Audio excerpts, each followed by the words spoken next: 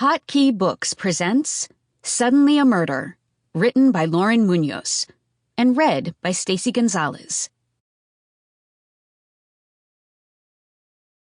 Prologue. The knife burns cold in my trembling hand. I lock Blaine's door with a soft click so no one can follow me into his bedroom. The others are busy getting dressed for cocktail hour. But it would be unforgivable to take any risks now that I've come this far.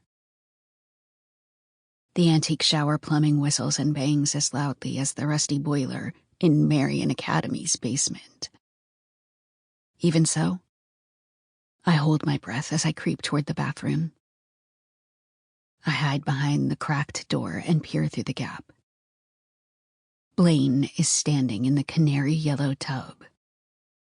A sheer shower curtain drawn around him, his head and chest barely visible through the swirling steam.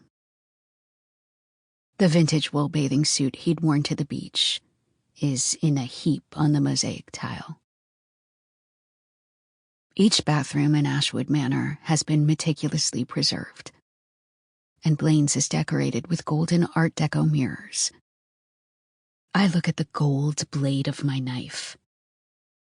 They match. If I were the kind of person who believed in signs, I might think the universe approved of the crime I was about to commit. But I'm not that kind of person. That person would have spilled their secret to Kassidy weeks ago, hoping the universe would repay their good deeds. I'm more of a don't fuck with my future if you don't want to meet my knife kind of girl. At least I want to be. My shaking hands tell a different story. Blade's eyes are closed, his head tipped up to the water as it cascades down with the delicate patter typical of old houses.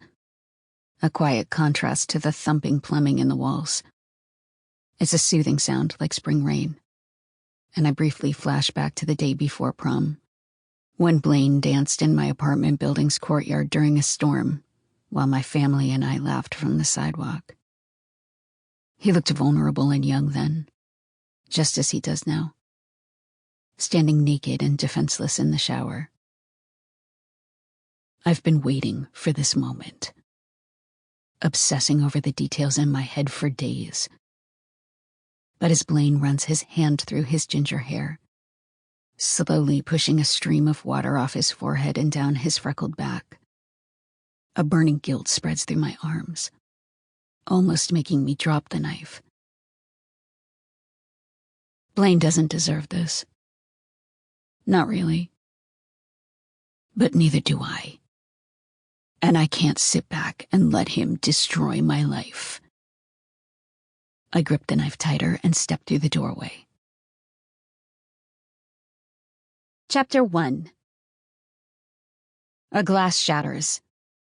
Someone screams below deck as the blood rose hits a patch of choppy sea. Kassidy ignores the noise and keeps talking. Chloe may be super smart or whatever, but even Dean Hallowell nodded off during her valedictorian speech, and he's the most boring person I've ever met. Kassidy doesn't seem to care that Chloe could climb the stairs at any minute and hear us talking about her. I adjust my seasickness wristbands and take a steadying breath.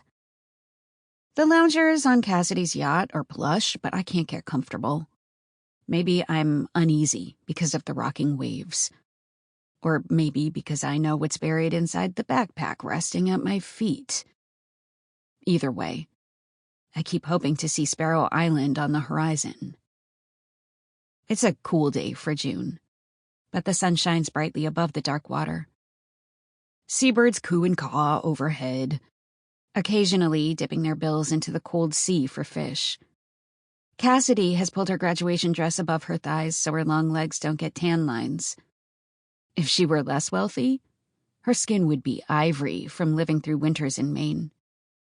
But when you spend your school breaks in places like Seychelles, you end up with a honey glow year-round.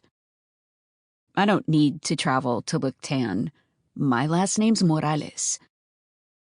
The telltale pop of a cork reaches our ears. They've opened the champagne. Sample complete. Ready to continue?